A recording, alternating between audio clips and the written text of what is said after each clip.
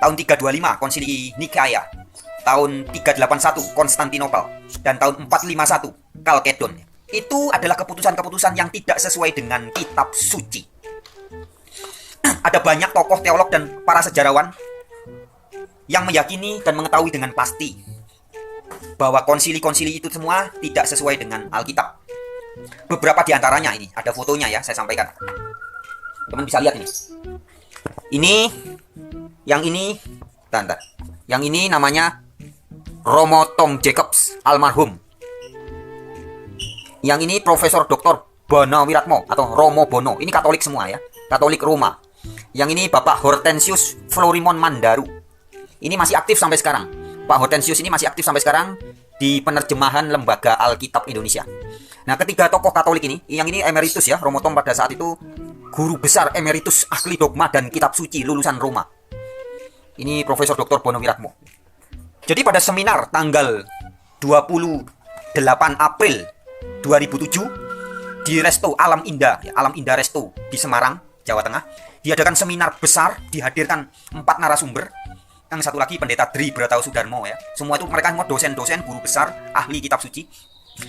Dan audiens yang hadir ada sekitar 300 atau 400 orang. Dan saya salah satunya. Nah, pada saat seminar itu berlangsung mulai dari jam 10 pagi sampai jam 4 sore. Ada pernyataan yang begitu tegas ketika membahas konsili-konsili gereja. Baik Romo Tom Jacobs ya, Romo Tom Jacobs ini, kemudian Romo Bono, maupun Pak Hortensius. Ketiga pembicara ini sepakat mengatakan bahwa keputusan dari konsili-konsili gereja Katolik kuno itu tidak sesuai dengan kitab suci. Bahkan Romo Bono, ini Romo Bono yang ini. Romo Bono menegaskan bahwa saya lebih percaya kitab suci daripada bahasa dogma-dogma hasil konsili. Dia juga mengatakan yang menjadikan Yesus sebagai 100% Allah, 100% manusia itu keputusan Kalkedon, bukan kitab suci. Begitu katanya. Romo Tom Jacobs juga mengatakan yang menjadikan Yesus sebagai Allah anak itu hasil keputusan konsili. Itu keputusan Nikea, bukan kitab suci. Bapak Hortensius dari Lembaga Alkitab Indonesia juga menegaskan hal yang sama. Intinya doktrin bahwa Yesus adalah Allah yang Maha Kuasa yang menjelma menjadi manusia, ataupun bahwa Yesus adalah pribadi kedua dari Allah Tritunggal. Itu semua keputusan 3 konsili ini. Jadi konsili Nikea tahun 325 belum Tritunggal ini keputusannya. Masih bisa dibilang duinitas, dui tunggal. Jadi Allah itu adalah Bapa dan juga Yesus adalah Allah juga yang Maha Kuasa. Baru di tahun 381 Roh Kudus juga ditahbiskan menjadi Allah yang Maha Kuasa. Jadi rumusan Tritunggal itu sebenarnya tahun 381 diputuskannya di Konsili Konstantinopel. Dan kemudian tahun 451 Konsili Kalkedon itu memutuskan bahwa Yesus sungguh Allah dan sungguh manusia. Atau yang sekarang kita kenal sebagai Yesus 100% Allah, 100% manusia. Nah, semua itu menurut tokoh-tokoh Katolik Roma ini. Ini semua tokoh-tokoh Katolik Roma ya. Keputusan konsili-konsili itu adalah tidak sesuai kitab suci. Dan Romo Tom banyak sekali komentar atau pendapat-pendapat Romo Tom. Beberapa ya, saya bacakan beberapa. Itu sebenarnya sempat ada CD-nya dulu, tapi sudah hilang. Romo Bono mengatakan, rumusan konsili Nikaya inilah yang menjadikan Yesus sebagai Allah anak. Yesus bukan Allah, tapi jalan menuju Allah. Daripada bahasa dogma, saya lebih memilih bahasa Alkitab. Kemudian, Pendeta Dri Broto Sudarmo juga mengatakan, Yesus adalah anak Allah, bukan Allah anak. Ini saya tegaskan.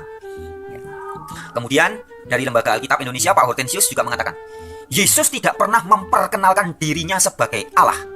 Paulus tidak pernah menyebut Yesus Kristus sebagai Allah. Perjanjian Baru berbicara Yesus sebagai anak Allah dan tidak pernah Allah anak. Itu katanya Hortensius dari Lembaga Alkitab Indonesia. Kemudian Romo Tom Jacobs, saya keberatan dengan istilah Allah Bapa, Allah Anak, dan Allah Roh Kudus. Yang benar, ya Bapa itu Allah. Yesus itu jalan menuju Allah. Jadi, Yesus itu jalan menuju Allah. Sudah diseminarkan ya menurut orang Kristen ini teman-teman. Gimana nih Pendeta Berton? Senggol dong. Orang Kristen ini yang berbicara seputar konsili ya 325, 381, 451 di Kalkedon. tegas jelas Romo Tom menolak atau secara iman tidak percaya istilah Allah Bapa, Allah Anak, Allah Roh Kudus. Tidak. Bagi Romo Tom, Allahnya Romo Tom hanya Bapa, bukan Allah Anak, bukan Allah Roh Kudus ya. Satu pernyataan yang begitu tegas diungkapkan oleh Romo Tom adalah ketika dia sekitar menjelang hampir jam 4 sore, di pertanyaan terakhir ada orang yang bertanya, Romo Tom, bagaimana pengalaman Romo Tom selama menjadi Kristen? Romo Tom menjawab, dulu sebelum tahun 1974, kehidupan saya tidaklah baik.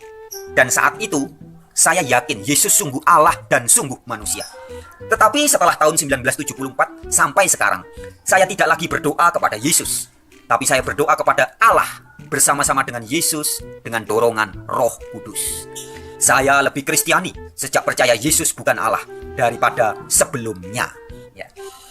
Jadi ungkapan itu sempat mengagetkan sebagian audiens yang hadir pada saat itu. Romo Tom Kaget.